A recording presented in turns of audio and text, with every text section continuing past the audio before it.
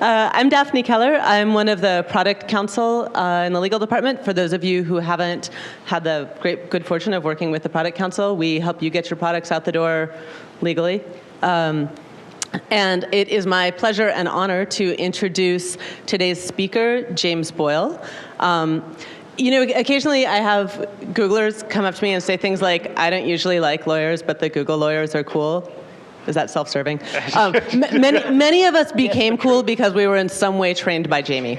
So Jamie is an important influence in the approach to intellectual property that you will see at places like Google, an approach that emphasizes an understanding of the role of fair use, the importance of dissemination and distribution and access to information, and the need for a balance between that and property claims over information.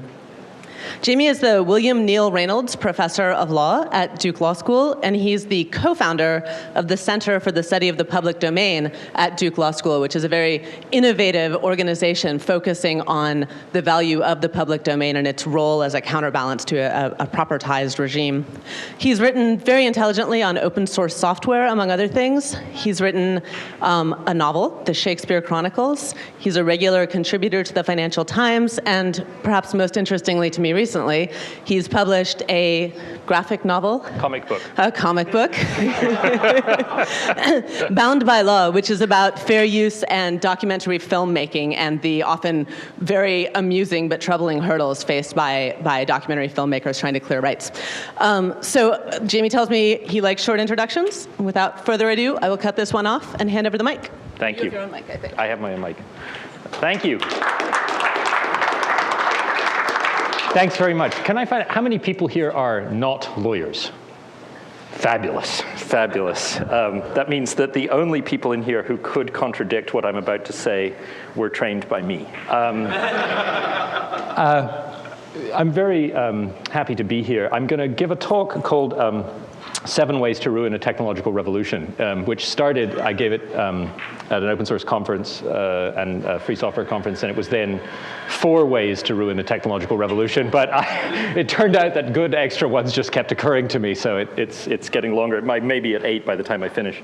I don't think this is necessary here, but it has been necessary at prior speaking engagements. This is ironic. I'm not really saying it would be a good idea to ruin the technological revolution, so I just wanted to make that clear right at the beginning. It's like, so let me give you the real story of this, and I'll come back to this at the end. For the last 20 years or so, most concentratedly for the last 15, I've been looking at the way that law deals with advanced technologies, particularly in IP, but also in other areas, and trying to figure out why it seems to make so many mistakes and what kinds of mistakes it makes and whether they're dangerous or not. So what follows is an alarmist talk. And at the end, I'm going to try and leaven that alarmism by saying, now, how close is this to reality? So I am exaggerating here for comic effect, but not that much. And that's the heart of the talk. So first, I want to point out that ruining a technological revolution is hard because technological revolutions are complicated and they have lots of virtuous self-reinforcing cycles.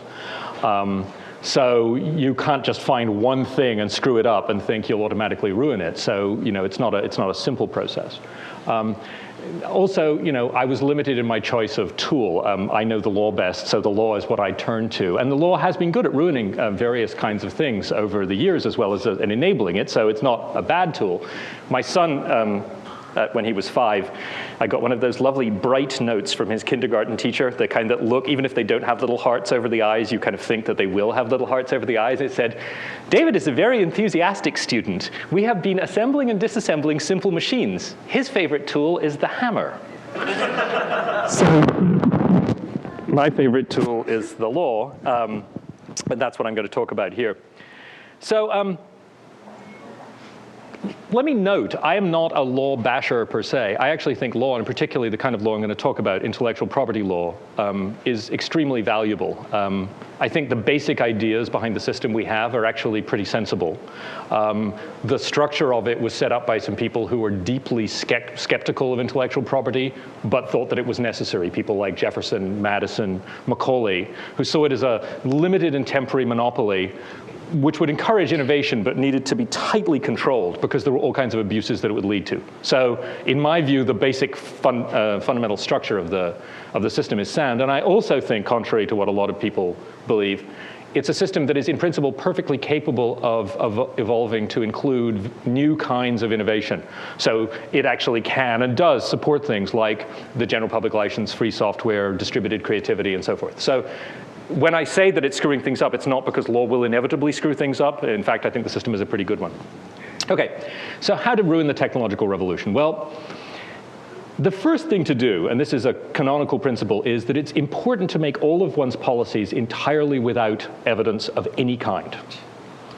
And this may, people smile, but in fact, if you studied intellectual property law, you would smile in a different way, because if you go to a hearing about, let's say, a proposed new right, let's say a really big proposed new right, like creating a intellectual property right over compilations of fact that require energy to gather, just for example, right? Something that is not now covered by American intellectual property law. So you might think, well, how would I decide whether that was a good thing? I'd probably weigh like pro-competitive and anti-competitive effects. I'd look to see whether that would encourage new forms of investment, spur new kinds of technology, whether on the other hand it would lock people out, whether there would be monopoly problems, access rights. Is this the kind of stuff you would look for? What actually happens, on the contrary, is people say, it's not fair. He took my data.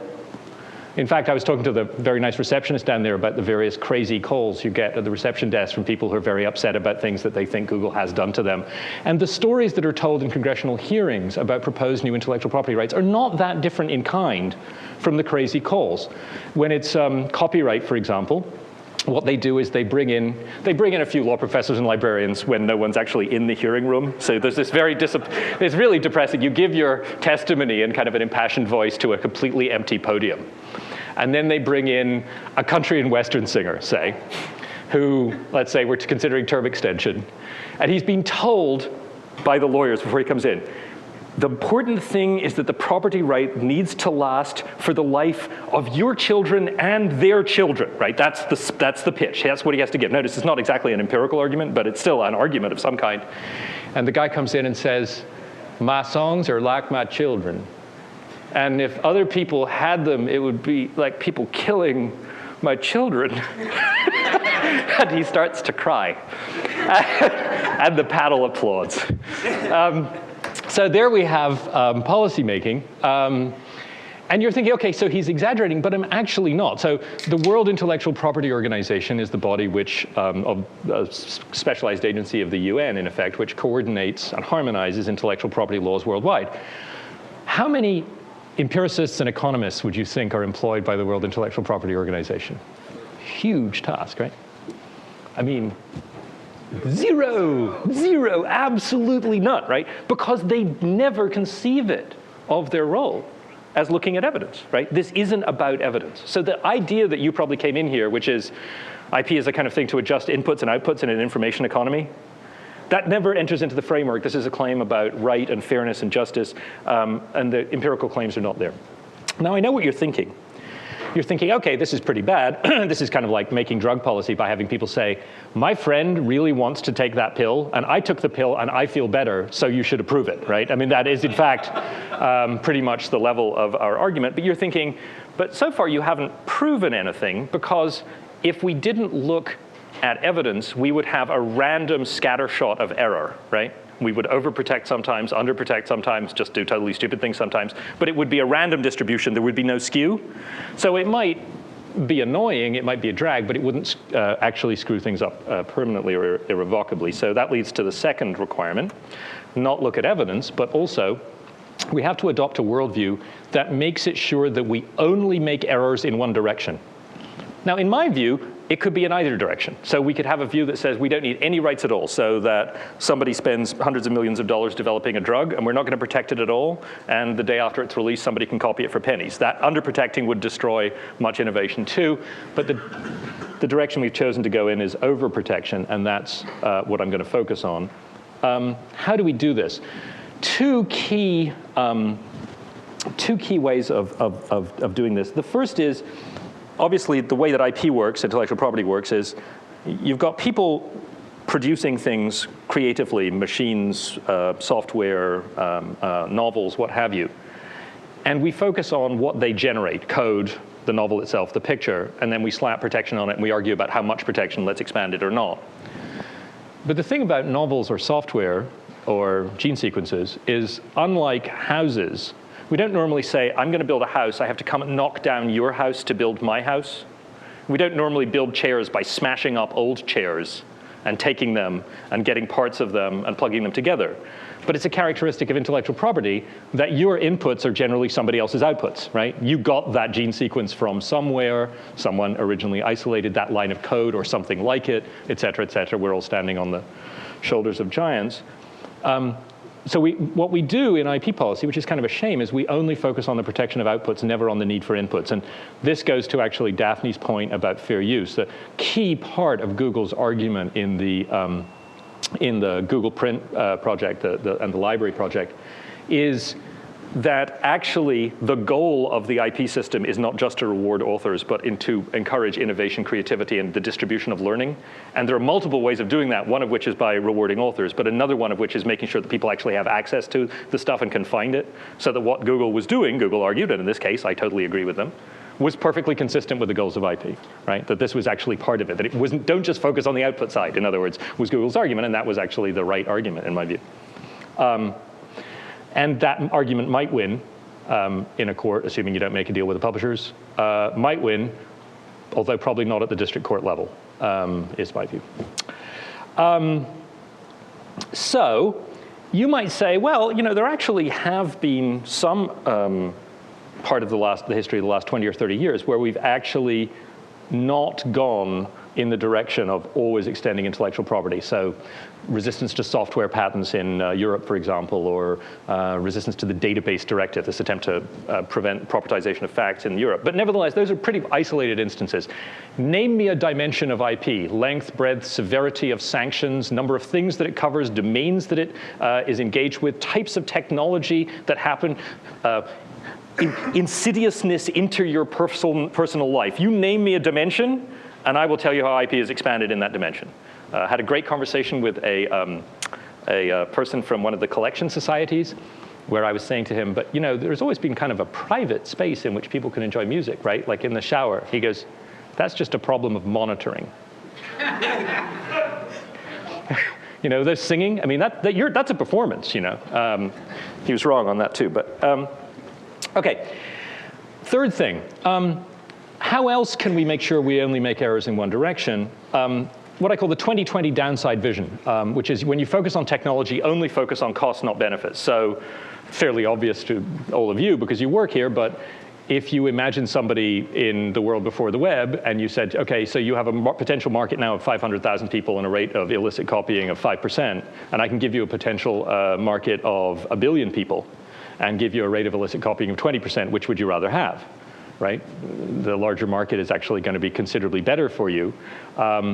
And the way that we look at that is not to look at the costs and benefits. That is to say, okay, my search and retrieval is easier, distribution is costless, advertising is better, I can target, it's all of the virtues, I can do viral marketing, but simply to focus on illicit copying. So the words piracy and illicit copying are basically a drumbeat in IP discussions. And again, let me be clear, it's not obvious that some changes in IP might not require strengthening of rights. But the point is, if you only focus on their costs and not their benefits, they will always focus. And that, again, is the issue that I'm focusing on here.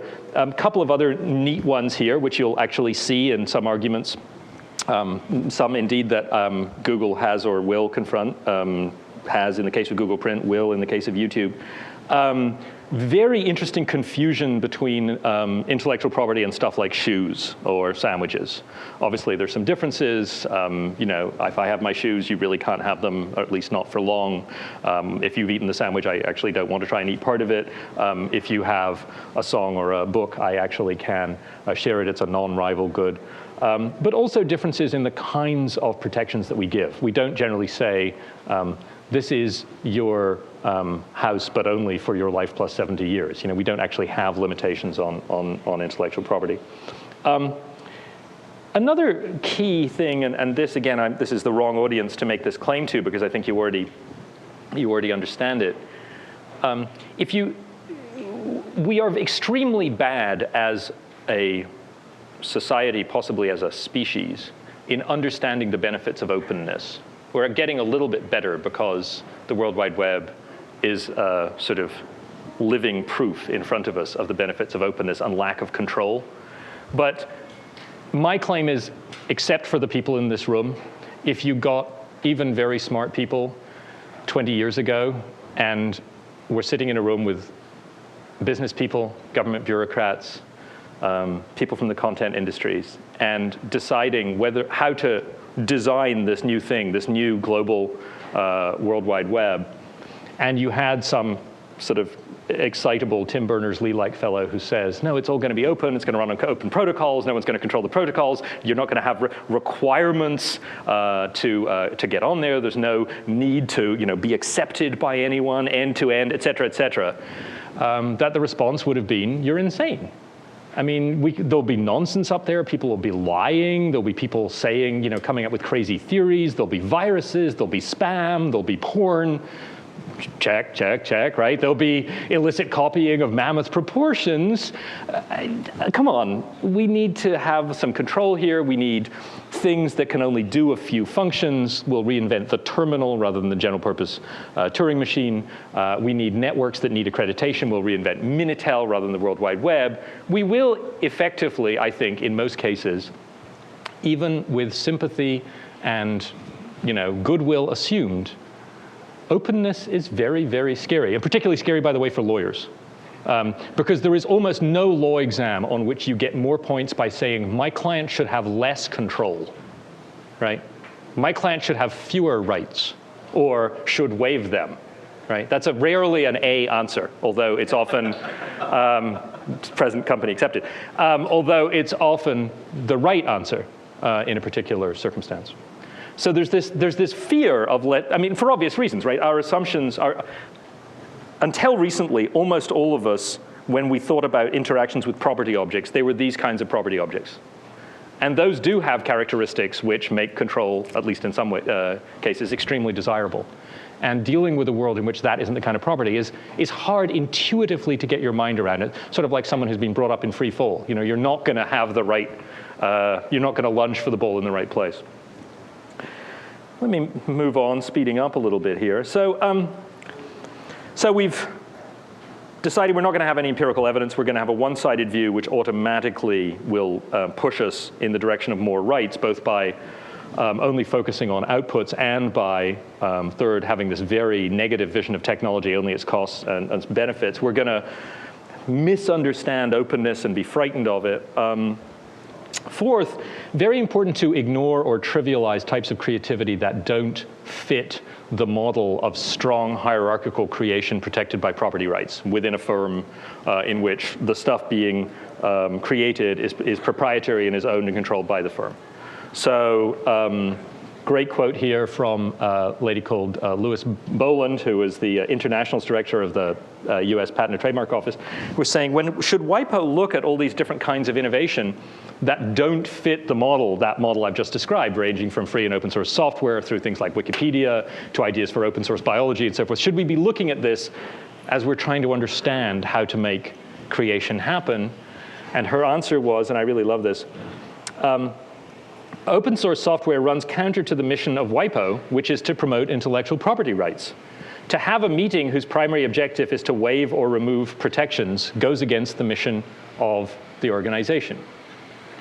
Now, just think about this for a moment, right? By this logic, Christmas is anti-capitalist, right? any exercise of rights other than by either shooting you for attempting to get what I've got or demanding payment immediately is against the idea of property rights. Giving is definitely out. Renting is definitely out, right? Any idea of reciprocal deals are definitely out. And as for dating, well, I simply don't want to go there. By the way, you should know that under one of the contemporary definitions for what counts as commercial use, which is one of the factors in fair use, it's a commercial use if you get for free something you otherwise would have had to pay for. And again, just think about Christmas and dating. Okay, so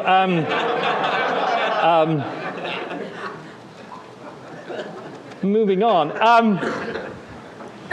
So again, this is the thing about this is it's worse than the idea, which I don't believe at all, that policy is simply controlled by a narrow cartel of content companies. Because the point that I'm making here is if we think this way, even the content companies will frequently make mistakes, and that these mistakes are perfectly honest mistakes, right? This is a genuine worldview, a way of understanding the world in which control is the only ever valid exercise of a right and technology is only a threat. If that's the way you see the world, in all honesty, with a polygraph on your wrist, you will say, yeah, we need greater control and we need to stop this kind of stuff. Okay, so moving now to practice. What should we do practically? Very important, I think, and this I hope is dear to the hearts of this audience, is we should ditch the platforms and protocols and practices that brought us the information age. For a couple of reasons. First of all, these are inconvenient counterexamples to everything I've just been saying. Saying openness never works. Saying no one will ever create anything and put it online without extremely strong property rights and the power to exclude people. Right? It's just annoying to have this thing sitting there sort of denying everything that I've just said in terms of the points of view.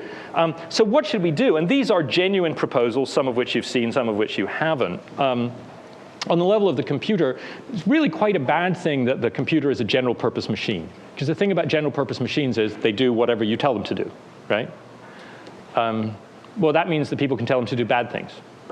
Also means they can tell them to do things that no one thought of yet, which is called innovation. Again, thinking in terms of the logic of control, it would be a good idea to move to trusted systems that actually don't allow you to do certain things or make it hard for you to do certain things or make it hard for you to be on the net when you're doing certain things. And ideally, we'd want to turn those trusted systems or the architecture of those trusted systems over to a convicted monopolist. Well, because, I mean, they have more experience with that kind of stuff. I think in particular, I'm sure they'll respond quickly and with alacrity to, for example, problems that, let's say, open source software would have with the fact that any time a program has been modified, it's going to come up as being not a valid or verified action, and therefore something is problematic. And I'm sure that'll be taken care of any time now. So that's the computer. On the level of the net itself, very important that we not have this net neutrality thing. It's to quote the wonderful line from the guy from one of the cable companies, the point is Google is eating our lunch and we ought to be eating their lunch. Now, if that's not an empirical argument, I don't know what is. What's the basis for this argument here? We will create wonderful superfast networks, but to do this, we need control, control, control. I'm sure you've all heard the arguments. And so, as the analogy goes, it's like when you make a phone call to call Papa John's Pizza. They say, well, it'll take you 4 minutes to connect to Papa John's, but you can be put through to Domino's right away. That's the vision of the internet that is being put forward here. And notice what that depends on. It depends, even if you assume, supposing you don't care who gets the money, right? Just so long as the services get there. It assumes that the people who run the networks have the incredible ability to pick the next winners in terms of who's going to be most innovative. Which, I mean, let's face it, there's a lot of credibility here. I mean, think of AOL, think of Minitel. These people are good at guessing the future. But it makes one wonder whether or not we really want to ditch the end-to-end principle quite so soon. So sixth and seventh, very important to make policy in international venues, which are hard or expensive to get to, hard or expensive to stay at. So that's one reason. It just stops the non-governmental organizations, the policy groups, the inconvenient watchdogs from being there. But it's also good to do it internationally for the following brilliant political science reason. Those of you who remember your poli-sci, so imagine a process of harmonization of rights in which we go around the world saying, we've got to harmonize rights. Harmonizing makes sense, right? Everyone, the same rights wherever you deal with. Supposing I've got a life plus 70 years copyright term, and your country has a life plus 25 years copyright term, which one do you think we'll harmonize to? We only ever harmonize up, right? Because otherwise we'd be taking away a right of mine. Of course, you could say, wait, you're actually taking away the right of the public in her country who used to have the right to get, but we don't think of that as a right, right? That's the public domain. It's just what's left over after we've filled our bag with heaping slices of monopoly rent, right? It's a sort of, so there's no way in which we'd say, well, let's harmonize exceptions, right? Because then we would have the same benign process. In almost every single international IP treaty, the rights are mandatory, the exceptions are optional. So you harmonize up, and then you make it optional to have any exceptions at all. And this is actually the future of IP policymaking. This is what I call the insane barbershop quartet theory of harmonizing, where you could harmonize, but only upwards, right? It's like,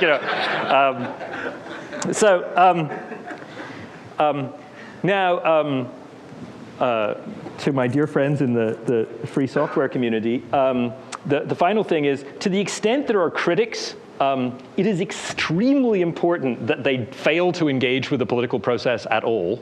And if they do engage with it, they should only do so through extremely obscene email which contains a lot of acronyms. Because politicians just eat that stuff up. If contacted by an earnest staffer from a congressperson eager to find out what his or her policy should be on IP, it's absolutely fundamental that you should reprove them for their choice of word processing software, right? I'm not reading anything that's said to me in this format. It's just, again, that will establish your bona fides as someone with whom they wish to work. And honestly, when I look at my dear friends and allies, it is as if we have gone out and sought to bring self-marginalization to the level of an Olympic sport. Anyway. And the thing here is that, it's tough to do that because all the good arguments are on our side, right? But with perseverance. We could say, well, nothing could be done. Apathy is also very good and very productive. Nothing can be done. It's all in the pockets of the big companies. Important to not note here that in many cases where big companies, in the few cases where big companies have actually lost in their attempts to expand IP, like when Hollywood sued Sony for the Betamax, which was a thing they used to attach to televisions. When Hollywood sued Sony for that, saying that the Sony Betamax is to a movie as the Boston Strangler is to a woman alone. That was Jack Valenti's less inflammatory quote. His other quote was to compare it to the atom bomb, and more recently to terrorism. So they lost the suit in the Supreme Court to say that it was contributory infringement to have a Betamax. You probably know the case. And as you probably also know, the result of that is that the cost of VCRs dropped fairly precipitously, as did the cost of tapes. And far from destroying the movie industry, it saved it, which for about the next 15 years would glean more than 50% of its revenue from rentals of tapes. The point here is they make the same mistakes. When they're, quote, acting in their own self-interest, they follow exactly the script that I have just described, and they get it wrong, right? That's one of the interesting things. Okay, so coming to the end, to what extent am I exaggerating, and what can be done about, is there a real threat, and what can be done about it? I am exaggerating to some extent. Not about the one-sidedness of the debate, the total lack of empirical evidence, the fixation on control, the move to international elements. All those things are true, nor the insane barbershop quartet. All that stuff is true. I'm exaggerating because, first of all, there are large areas where the law is not yet being applied in all its full rigor, or it would be very hard to do so. So the world of the mashup and remix, which you doubtless love and which you've doubtless sent each other endless YouTube clips, some of these are fair use. Many of them, according to your lawyers and to me, at least some of them are fair use, but many of them are not. But they exist in a kind of demi-monde, a kind of unpoliced world. You know, think Weimar Germany, and a sort of a smoky bar full of opium and transvestites singing old French songs. It's not that it's exactly legal, it's that, you know, this is a place where we let this stuff go on and it's tolerated. And there are whole areas of technology and of the law which exist in a demi-monde. I'm regularly stopped at the touchline of my daughter's soccer games by eager Duke University medical researchers who say, hey, so, you know, we're doing this and I cloned that gene sequence to run a test. That's legal under patent fair use, right? And I'm caught in this kind of ethical dilemma, right? Do I tell the person that there's no such thing as a research exemption in patent law in the United States and possibly delay the cure for whatever thing he's working on? Or do I lie through my teeth? You know, it's absolutely great, fair use, yes, you know, and just hope he doesn't remember my name? Generally when he's, oh, look at that great play, it's tackle. So there's the world of the unregulated demi-monde.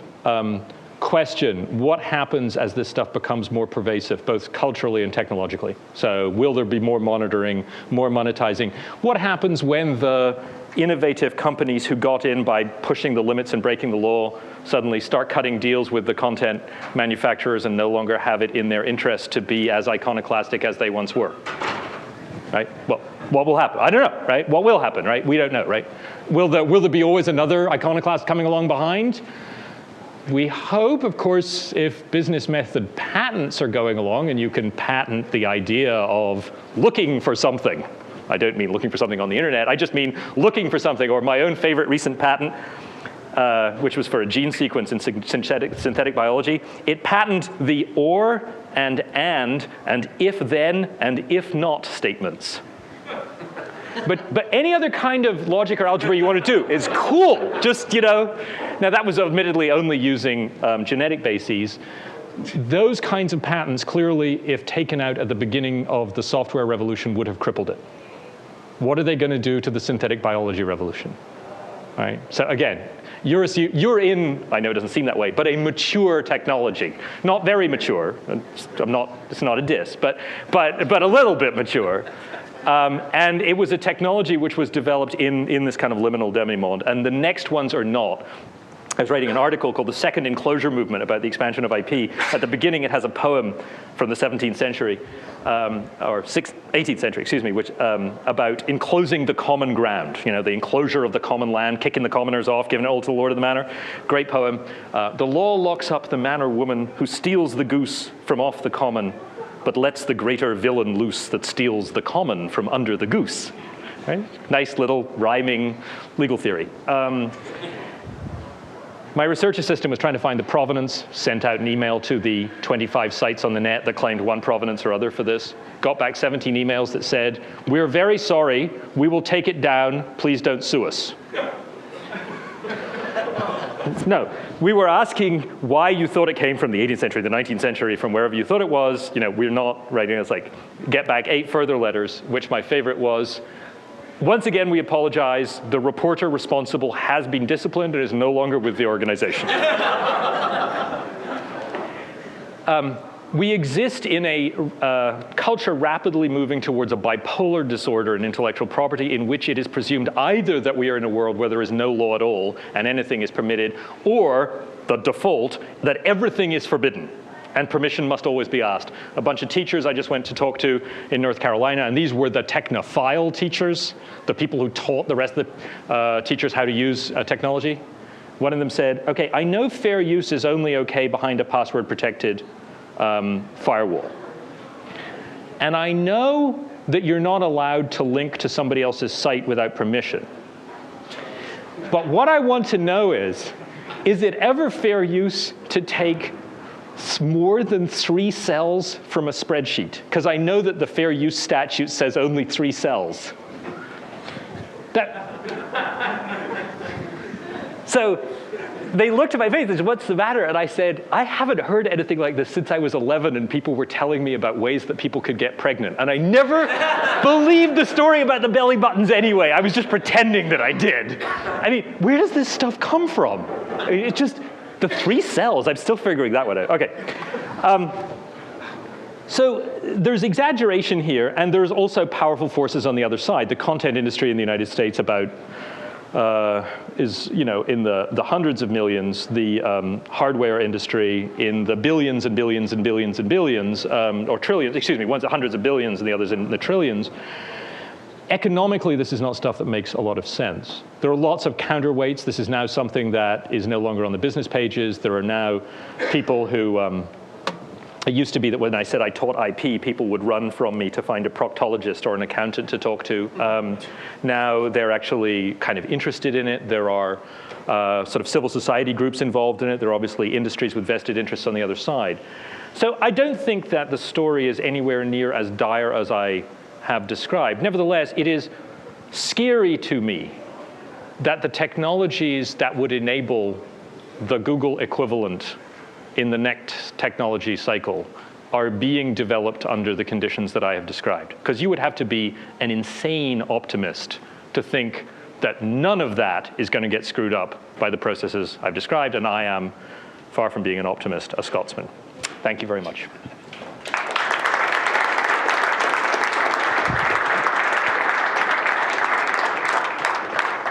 Questions?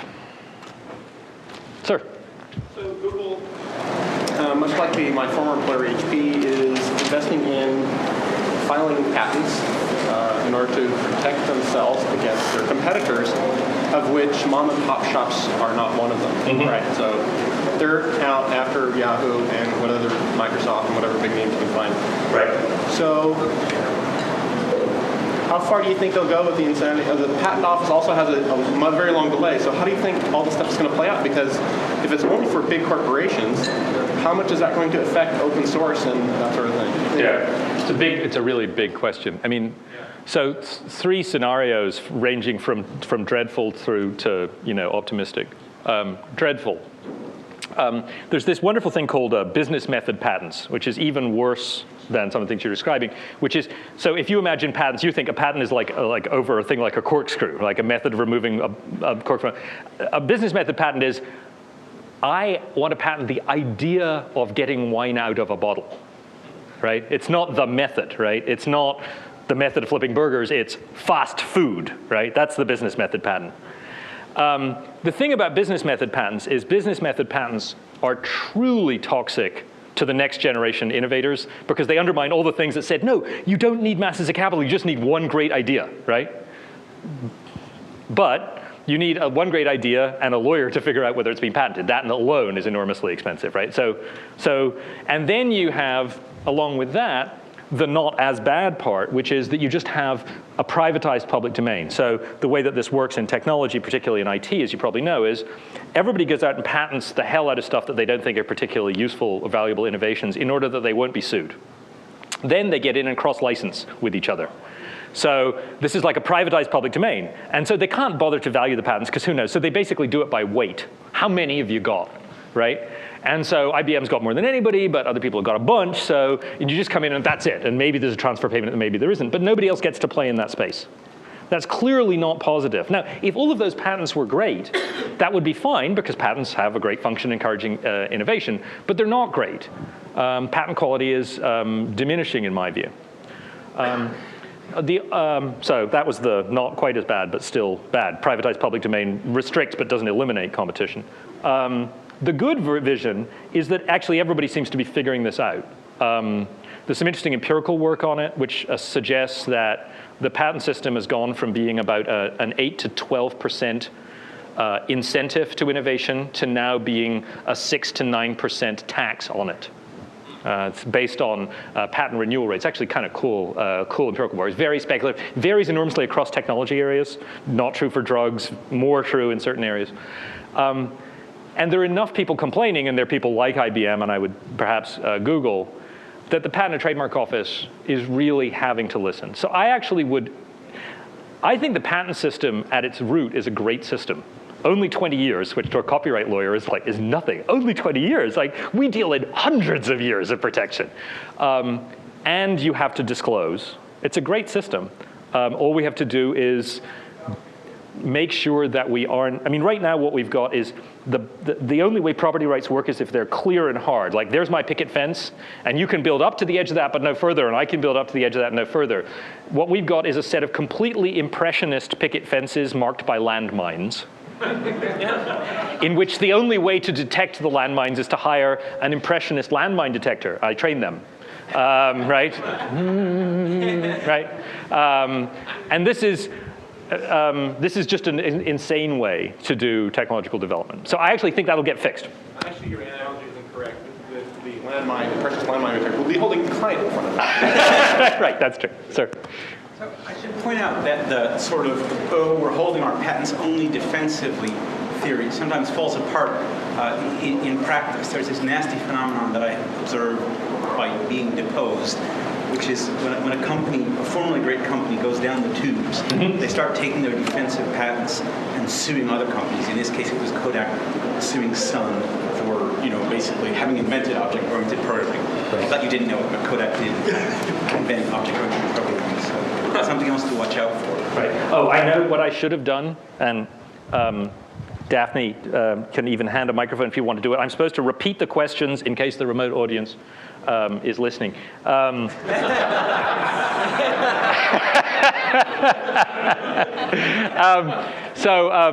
The move in the business cycle where people move from using their patents defensively to offensively. Yeah, it's actually, I would suggest that there's a really great consulting, like Anderson, McKinsey style consulting measure to look at the level of investment in prosecuting your patents and to basically that's an inverse predictor of how good you think your business is.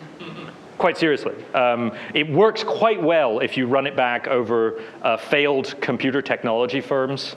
If you look at the stuff, there was a moment when, I'm trying to remember what it was, Digital or someone, NEC or someone, was getting in much more on patent litigation every year than they were actually getting with their products. Okay, sell the stock now, because, right, why are they doing that? I think for the reason you described. But let me stress, I actually do believe in some level of patent protection. I just think it has to be big innovations that are truly non-obvious, and we have to make it with clear lines. And with that, the whole point is to exclude people, charge them higher, and sue them if necessary. So it's not that I'm against it, I'm just against the kind of vaporous kind. Sir? Yes, short of studying with you for 3 years at Duke Law School, how do you get some more education about the issues that you've talked about intellectual property and things like that? Because obviously, there's tons of misunderstanding, but how do you understand correctly? Yeah, good question. I think it's sector by sector. So sorry, yes. How can people educate themselves with this sort of going to law school? I think it's sector by sector. I'm actually very much focused on this. I lost whatever shreds of academic reputation I had left by making this comic book about fair use. But the reason I did that is because I would get questions from documentarians, which were just as heartrending as the ones I gave you from the teachers. In this case, it wasn't the belly buttons. It was, I know I have to airbrush out all the logos on people's hats. I was like, okay. But is it ever okay to film a truck? I was like, help me out there. As opposed to a car? They're like, no, they have writing on the side. Oh, the no writing rule. I remember so well when they introduced that in the third Akkadian Sumerian middle period. Yes.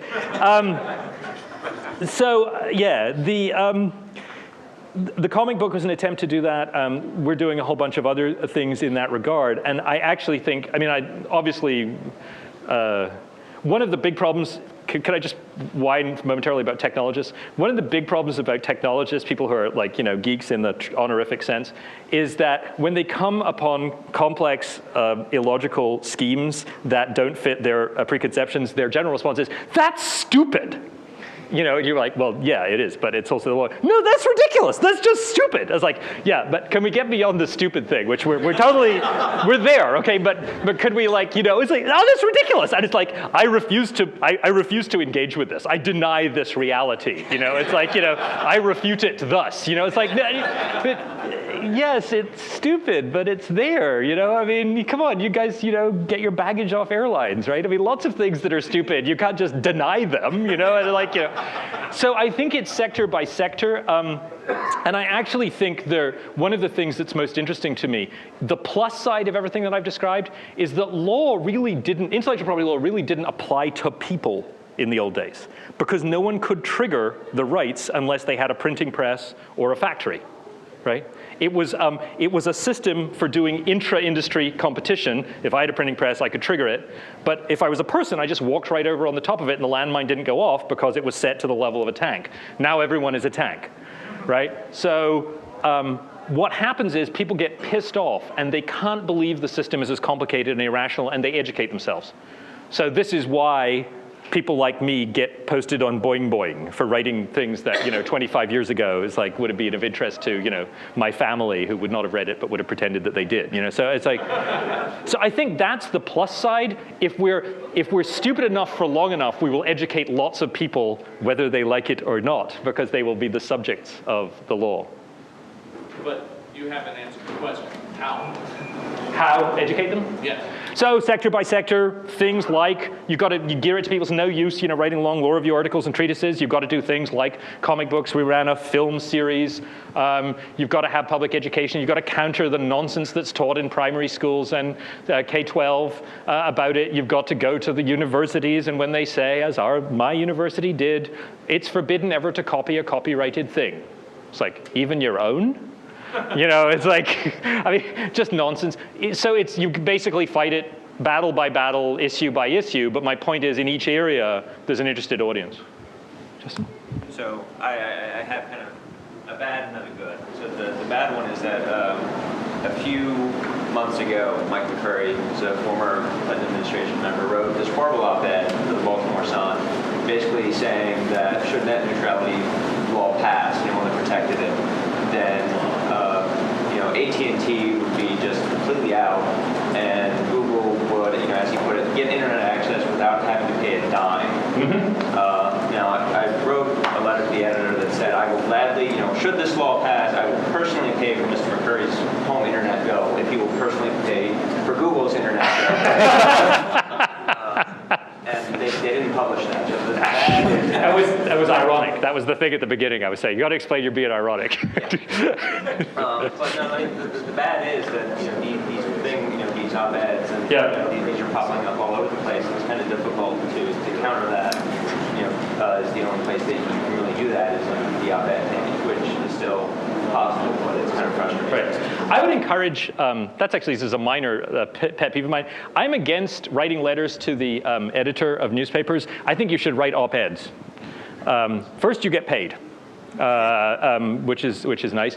And second, I think more people read them and more people pay attention to them. And I actually think that all of the kind of intelligent, focused, slightly obsessive communities, not that there would be any of those here, but who are interested in these issues, have the kind of ability to come up with a line like Justin's, you know, I'll pay his internet access if he pays Google's, and just expose these blatant mistruths, untruths, misunderstandings. So I think that's one thing that needs to be done. I do think that what's remarkable, though, is that when Ted Stevens said that the internet is a series of tubes, I actually really wish it were a series of tubes. Do you ever go to an old French department store where they had the pneumatic connectors and they would put the money in, it would go, whoosh. I mean, it would be so much cooler to get your email that way, right? It's like, you know, so I always thought people were really mean laughing at him, but when he said that, it was on the Jon Stewart show. And that was a very interesting moment, right? Because they were just laughing. It was a series of tubes. They were laughing at it. It's like, you're out of touch. You're an idiot, and you're the person thus mainly concerned with regulating the internet. And I think that is something that has jumped into the popular culture, which 10 years ago, I don't think that would have been that wouldn't have been a story. It wouldn't have got up there. So I actually do think, this is my optimistic non-Scottish part, I think things are getting better there. Aside from directly suing people for things like copyright violations or patent violations and so forth, it seems that another way that people are talking about ruining the technological world is by product liability for software vulnerabilities. This is something that a number of people in the security sphere have proposed, that if you publish some software, even if you're publishing it for free, people download it off their website and maybe modify it a little bit themselves and run it, and it blows up or lets somebody root their system or whatever, that they should be able to sue you for it, even if you give it to them for free. It seems to me that this is a pretty good way of ruining things as well. Every piece of software we put up and let people use, impose near infinite liability on us, that would suck. Right. No, it's a huge issue. I mean, I think the product liability one is going to be a long time coming, simply because there are too many vested interests who have very strong reasons not to want to allow either a court decision that goes that way or statutory change in tort law that goes that way. There are all kinds of arcane things like whether software is actually a good or a service, which turns out to be relevant, and how to apply this and whether warranties. But the larger issue is obviously, there's a larger issue, which is if you're going to have free open source software development, number one, or if you're going to have companies giving stuff away on some kind of basis, we have to think about what the rules are going to be. And the rules, in my view, should be even-handed. They should neither favor proprietary closed code models nor favor free open source decentralized models. The government shouldn't pick the winner. Now other people, a lot of my friends think, no, they should be totally skewed in favor of free and open source software, but I'm demonstrating my balance here to say that they should actually be level, because both of these are valid methods of producing things and competing. I actually think any conceivable software universe is going to have both within it. And I think what we shouldn't be doing is, because of the arbitrary lines that the law chooses to draw on the liability grid or the IP grid, saying you have to compete with a lead weight around your leg and he gets a 10-foot star. So that's the issue that I see here. That's the larger issue of principle. I think the liability one is, this is just the liability excuse has become the new excuse for everything in life you don't want to do. I have not yet heard someone say, I can't date you for liability reasons, but I am sure it's coming. This is going to be like, I'm washing my hair. It's like, I'm sorry, we're just not compatible. Hey there. Quick two-part question. So the picture from Google's standpoint internationally on intellectual property rights actually leaves me feeling happier about our position in the US than I do in other countries. So for example, at the moment, we're actively engaged in sort of copyright reform legislation in the UK, Canada, Australia, New Zealand, India, where bills are going forward, studies are being done. And actually in all of these countries, there is no flexible fair use that we can rely on. And instead, we're stuck with specific enumerated fair dealing exceptions. And I mean, to the point where in a bunch of these countries, I think the formal legality of our core web search is maybe questionable, right? The analysis would be, are you copying 100% this web page? Are you a commercial enterprise? Is there any exception that covers what you're doing? Right. I don't think any judge in these countries is going to shut down what we're doing. Maybe they use some kind of lame implied license theory or something like that. But anyway, but it leaves us feeling kind of, much less secure in these other countries. So the two-part question is, one, Scotland's a Commonwealth country, right? And two, what's going on in all of these other countries, just sort of culturally? Why? I'll give you an example of what we're reacting to. The Attorney General in Australia said that what we're pushing for in terms of fair use is an American value that doesn't fit with Australia's unique traditions. And he says he thinks we're trying to make legal what is illegal in our country, in their country.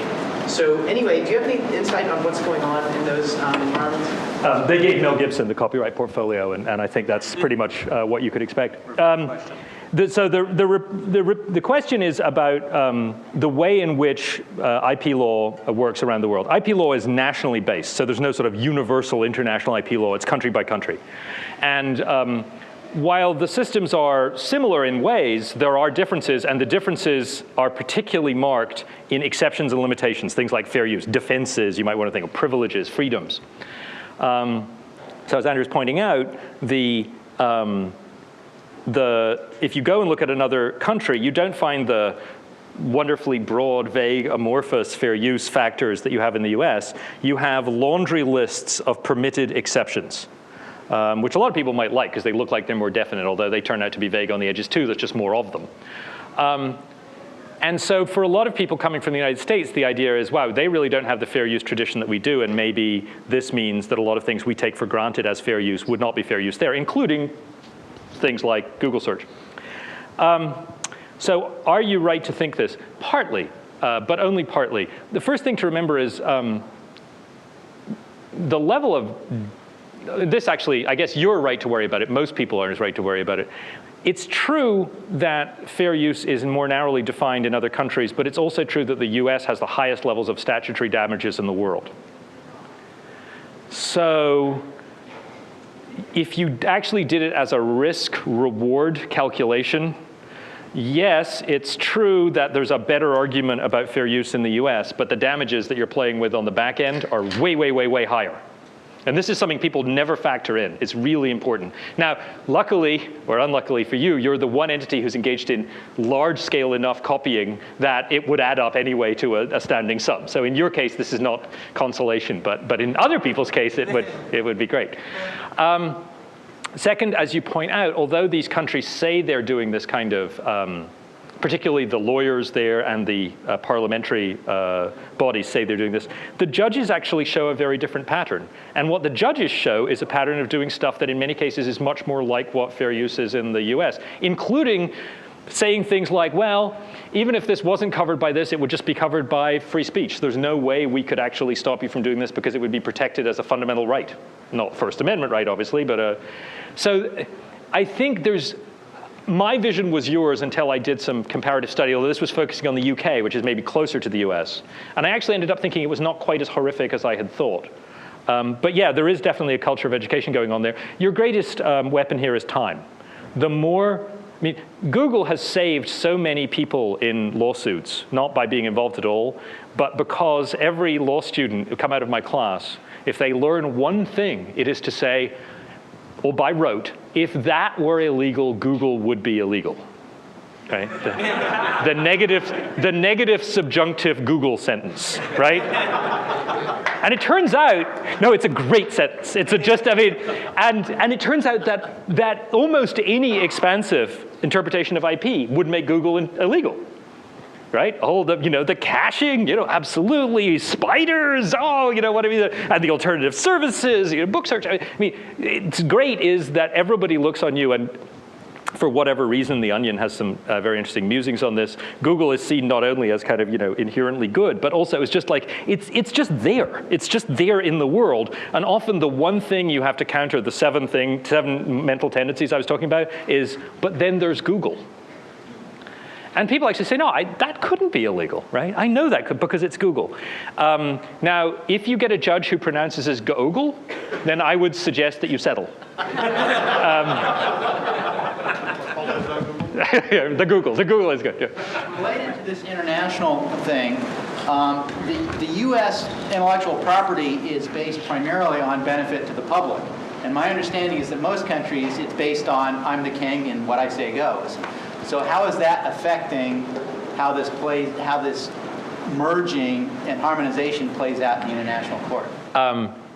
Wherever benefit to the public or utilitarian encouragement to authors would lead to higher rights, that's what we take.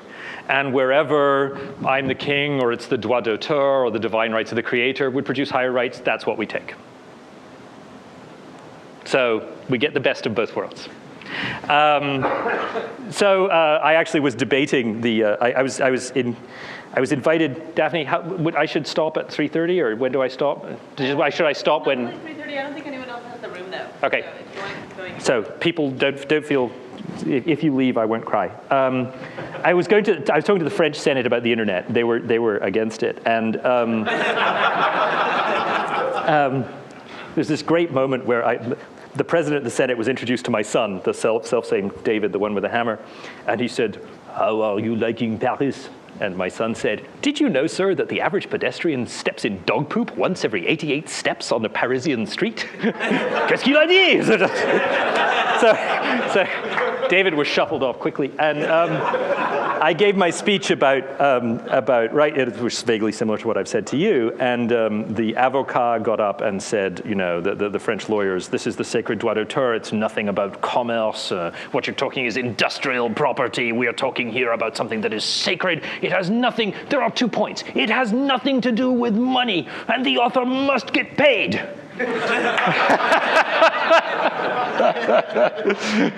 So I think that there is a culture gap between the two systems, or the two ways of looking at, particularly between droit d'auteur and the American sort of encouragement of innovation one. I think the idea of, you know, the divine right of kings has kind of gone out. Basically, you just have to learn to have different ways of arguing. In the sense of what I recall from my undergraduate history classes, the justification for patent right, not for the copyright, but for the patent right, was this basic idea that I could come up with a wonderful new business practice and simply not tell anyone. Right. And shoot anyone who sneaks into my factory and finds out about it. And it seems at the time that this was codified, we had recently engaged in some industrial espionage to steal some leading technology from Europe, and we wanted to make sure that, you know, that sort of thing got minimized. So the deal was, you tell everyone, and we'll stop them from doing it for some period of time, which has gotten a little bit longer. But it seems that there seems to be an implicit test there, which never got good. And I'm sort of wondering why. And the test would be, if it's not something you can keep secret, why is it patentable? Like, if it's something that any person in the same technology would immediately find out, would never want to send in spies, why is it something that we're willing to give you rights for? Right. Well, the second, it's a very good question. And yes, one of the main reasons for patents is, the idea with patents is, we're better off with patents because otherwise one slice of innovators will use trade secrecy, which will be worse because I can conceal my innovation forever and continue to charge monopoly prices, and it may even die out with me. So we're only now figuring out how the Stradivarius and Guarnerius violins were made because that was run under a guild trade secrecy system. And we're only now recovering it. Patents was the socially desirable out, 20 years of exclusivity but disclosure.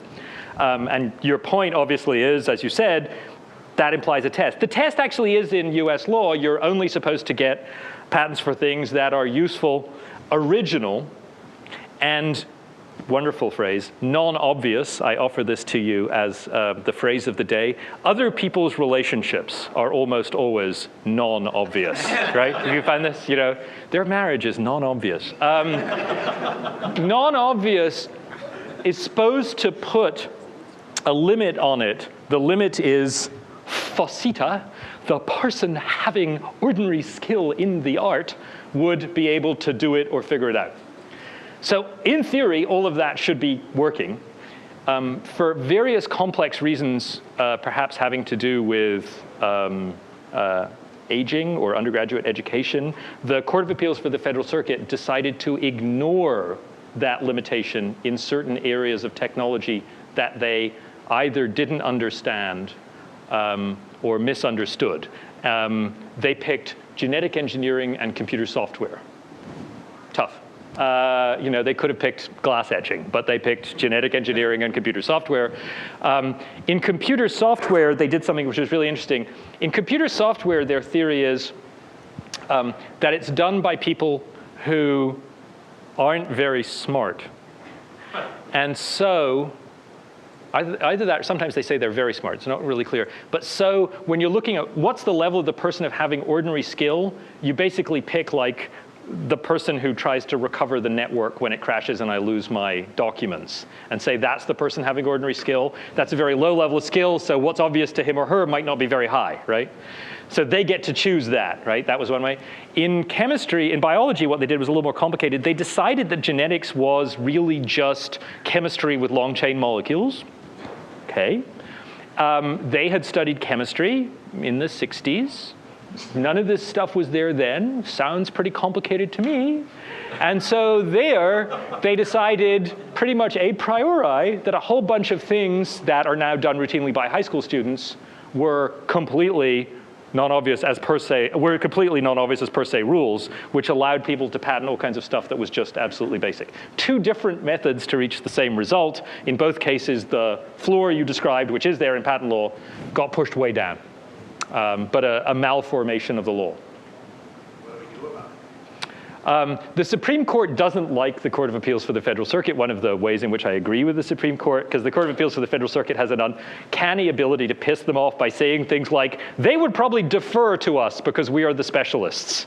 Supreme Court does a lot of things well, viz. Bush v. Gore, but what it doesn't do well is take people telling them that they're going to defer to other people. So they're now up in arms, and you should expect several ritual canings of the Court of Appeals for the Federal Circuit over the next 3 years. They nearly did one in a great case called Metabolite, which was basically people saying that you could patent the idea of having a thesis, testing it in the world, figuring out whether the results confirmed or denied it.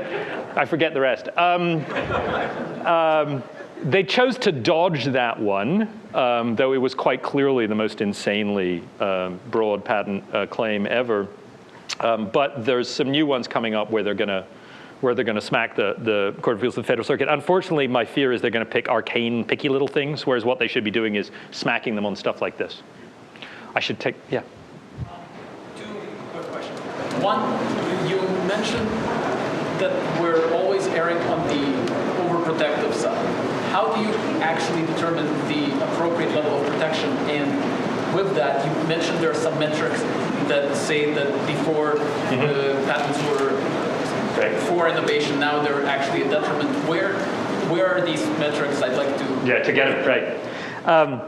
So the one in particular is a guy called Jim, sorry, repeat the question. So the utterly crucial question, which I didn't answer in my talk, thank you for bringing it up. How, to the extent I'm talking about evidence and balance, how do we actually figure out what the balance is, where the point at which you're no longer helping innovation but actually hurting? What kinds of metrics are there?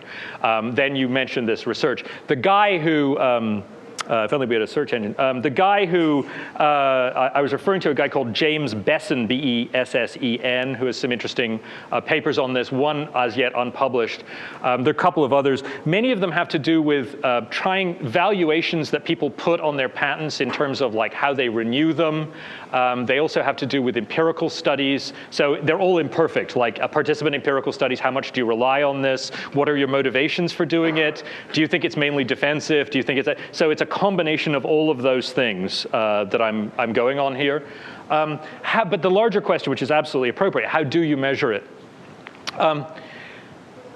It would be, for people of goodwill, this would be an enormously difficult question. But luckily for me, the boundary of IP has been pushed so far that the extensions that are being proposed are so ludicrous that I can actually come out with completely convincing empirical cases that they are harming. Although if we were doing rational IP policy, it would be much closer to the line and the metrics you're describing would be much harder to figure out. So here's one. When you're extending copyright terms, don't extend them for dead people.